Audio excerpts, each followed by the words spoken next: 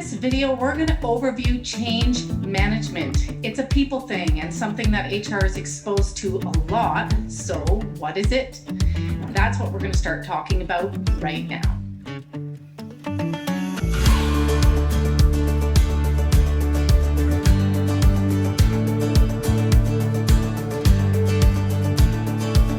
Hi there, I'm Andrea Adams and the host of HR Shop Talk. This is a show where you get expert insight into all things HR. I encourage you to subscribe to the show by clicking on the button at the bottom of the screen, or you can subscribe to the podcast to keep learning from my smart and experienced guests. Today's guest is Cyndi Manuel. Cyndi's been a change management professional for over 10 years. She partners with her clients to demystify change and support them through the peaks and valleys of transition. Before getting into change management, she was an HR professional for 15 years, so she recognizes the important link between change management and HR. Today, Cyndi is an organizational change management professional for a consulting agency in Denver, and she's prosci-certified. Hi, Cyndi, how are you? I'm doing well. How are you, Andrea? I'm good, and I am looking forward to this. I feel like a lot of things have been leading up to this episode. Let's start with the most basic question, and sometimes I'm surprised by the answers I get on these basic questions, but can you talk about what is change management and how is it related to or different from project management? What I always tell people is I think things like project management, training, those are very intuitive. People understand what those are. I think change management is a little bit mystifying, if you will. And so a lot of people ask me, what is it exactly that you do? What is change management? So I'll start with project management because I think that gives a good foundation and a good baseline.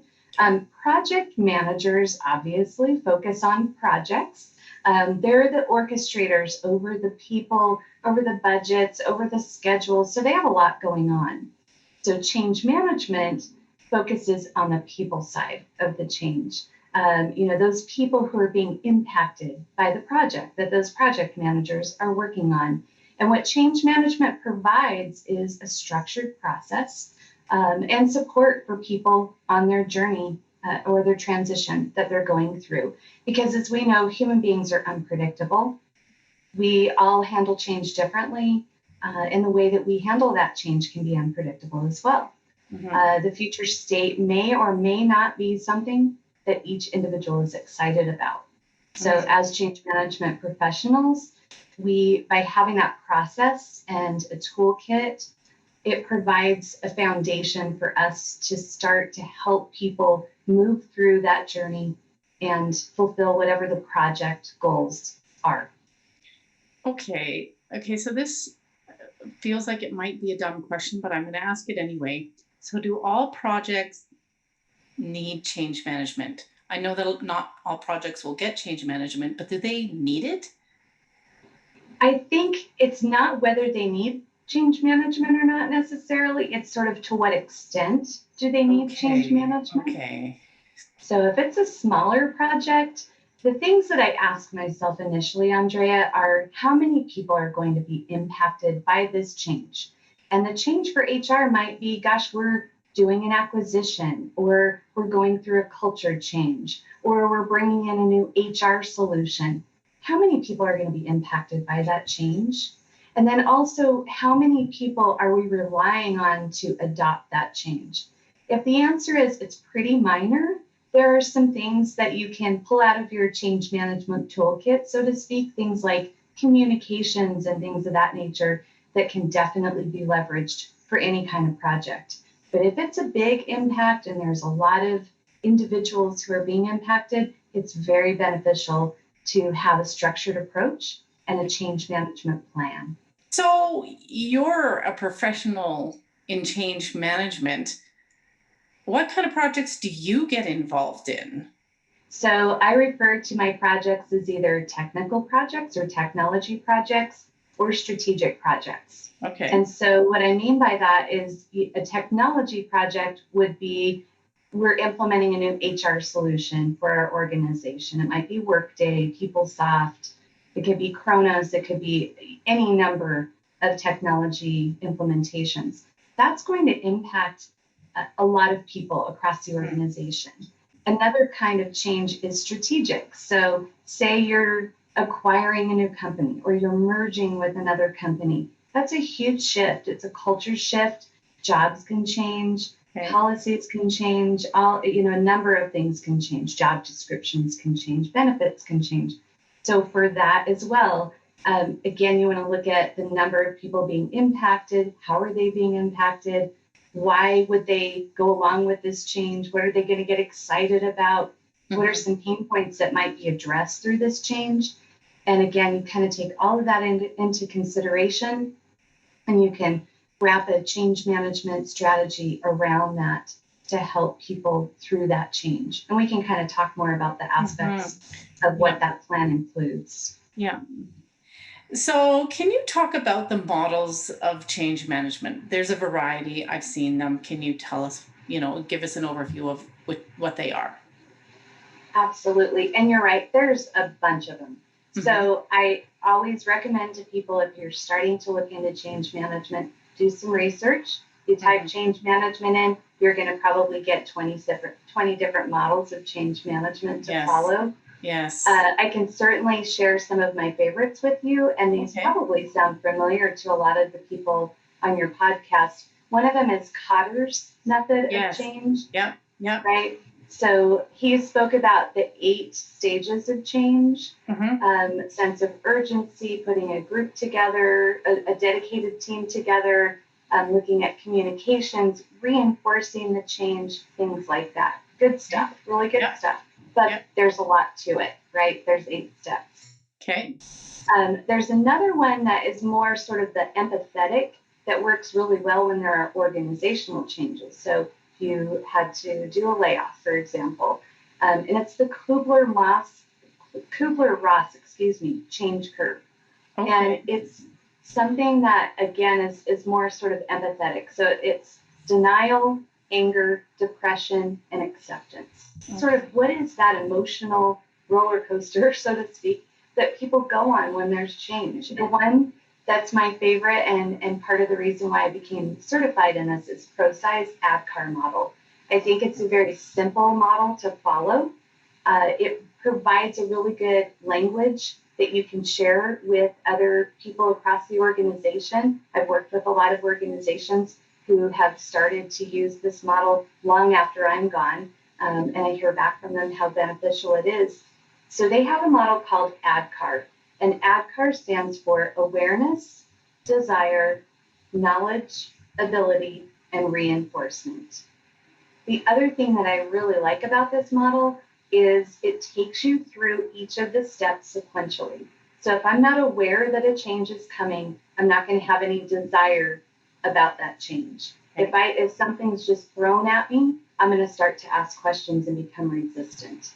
If I have an awareness and I understand what's in it for me, I start to have desire. Then I move to knowledge, which is how am I going to go about this new change? Is it learning a new job? Is it learning a new solution? Things like that. And then we move into ability, which is as a manager, I'm going to gently nudge my employees, or as an HR professional, I'm going to gently nudge the organization towards this new change so that they have the ability to move forward the way that the organization is moving forward. And then finally, reinforcement on the back end. We're human beings, and human nature is to go back to our comfortable old ways of doing things.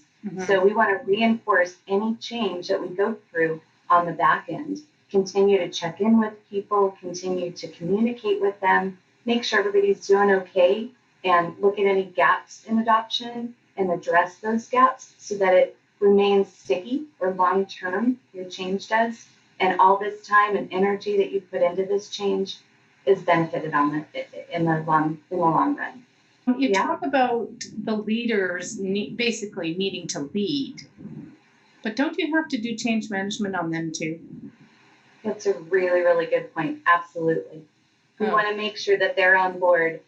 The first group would be obviously with your change management team, your HR people, your project team, whatever the project seems to be, sort of getting your arms wrapped around what the project entails. But typically, a project the reason for a project comes from leadership. Okay, so they yeah. tend to have a vision of what they're after. Mhm. Then the project team sort of puts together the project plan for the project managers, a change management strategy and a communications plan and a training plan for that change management team in partnership, hopefully with HR, because HR typically has their finger on the pulse of the organization. So a great partnership there.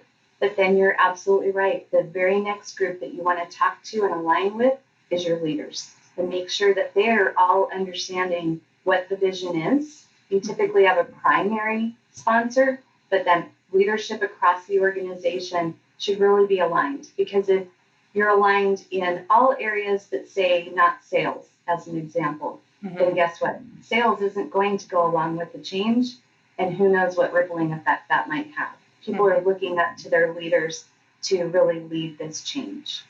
So they're a very, very important stakeholder group. This is kind of where the art part comes into, I think.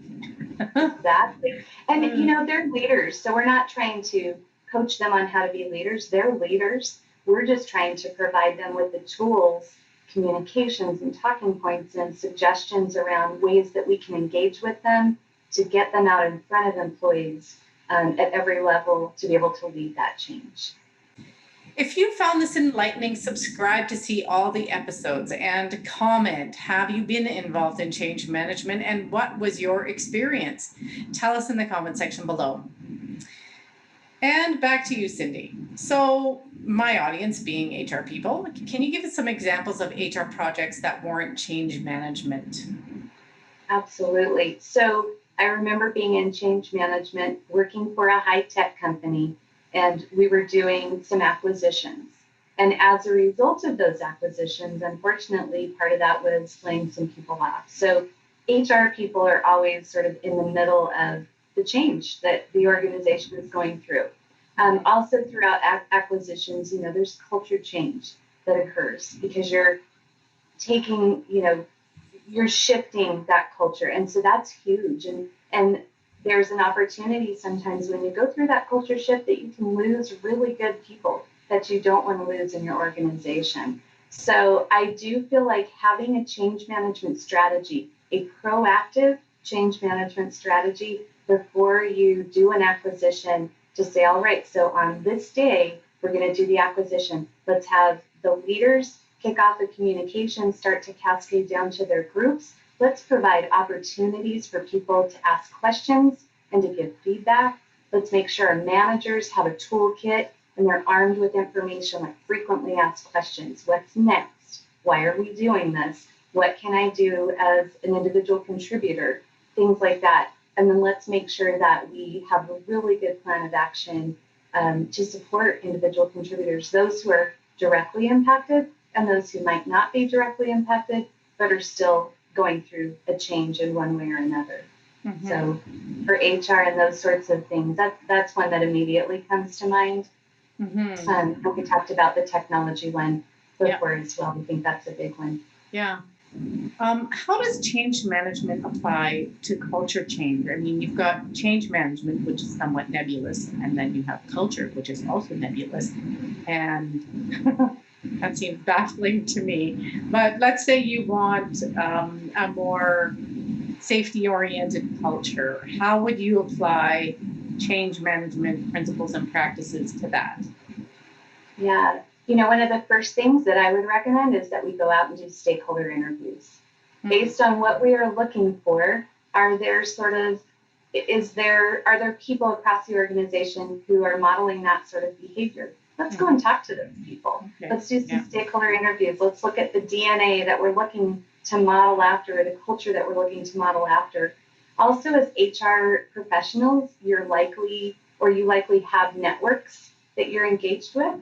So there's opportunities sometimes to just have some conversations. Obviously, you don't want to let anything confidential out, but just to have some conversations around different cultures. What's your culture like at your organization? And be able to put together a proactive model about what you're looking for, what the leadership is looking for, and what HR can help them to get to. Then again, you want to put a communications plan around that. You want to look at how is leadership's involvement going to impact that? How are middle managers' roles going to impact that? Middle managers have a huge role in any kind of change, particularly cultural change, because they're taking the vision from leadership and they're portraying that to their employees. And they're also then taking the feedback from the employees and relaying that back to leadership. So they're in a really critical role for any time or anything that's culture related. I would say the same thing applies for HR as well. I recall we were the go-to people for managers to come in and lean on and talk to and get advice and guidance from. So a few of the change management people that I know are HR people. Does change management typically roll up into HR or not? Where does it fit? Yeah, great question. And my professional career path has led me from HR into change management. And I think a lot of us that I've met, that was a career path because we're so focused on people in HR. Same thing in change management. And to me, it just feels like a proactive way to focus on people in change management. So I do think that it's a great skill set for HR people to have change management, but it does not typically roll up under HR. It typically rolls up under a project management office, or if an organization is really mature, they might have their own change management office. And over the past couple of years, maybe the past 3 or 4 years, in working with my clients, more and more of them either have dedicated resources to change management or fully dedicated change management offices. All right. If somebody out there wants to get into change management, what do you recommend? And this is the last Great question. I love this question. So I sort of happened upon it, but what I would say is if you are proactively thinking about change management as a career path, it's a wonderful career path, by the way. I think it's great to get online, do some research, as I mentioned, into the different methodologies. ProSci, as an example, and that's PROSCI, actually has a website that you can get on. They have free webinars and things like that. So kind of gives you a taste of change management. The other thing that I would recommend is maybe get on LinkedIn and see are there people who do change management and maybe do an informal interview with them or an informational interview with them to talk to them about what they do, what they enjoy, maybe what challenges they have, things of that nature. But you definitely have to, some of the skills I think that are really important, definitely have to be a people person, which I think most people in HR are. You have to be very, very organized because there's all kinds of moving parts and pieces. Being process driven is very beneficial as well. And just really kind of being strategic, but also being flexible and being interested in human behavior is a really great benefit because there's all kinds of interesting human behavior that happens when we go through change. I bet. All right. Well, that is all we have time for today. Thanks, Cyndi. You've demystified some things for me, and thank goodness that's the end of this episode. You might be interested in an episode on culture. I interviewed Lauren Rubis about that. Check that out right here. Thanks for watching, and see you next time.